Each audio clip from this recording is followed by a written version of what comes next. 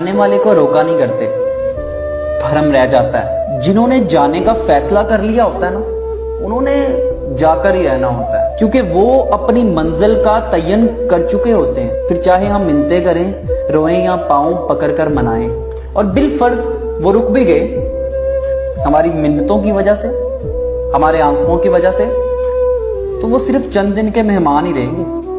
फिर किसी छोटी सी बात को बहाना बनाकर अपनी मंजिल की तरफ चल दिए। सबसे बेहतर तो ये है मेरी नजर में कि जब हमें लगे ऐसा वक्त आने वाला है तो खुद ही खामोशी से साइड पे हो जाए यार, क्योंकि नोट माय वर्ड्स, मोहब्बत की तबीयत में जबरदस्ती नहीं होती।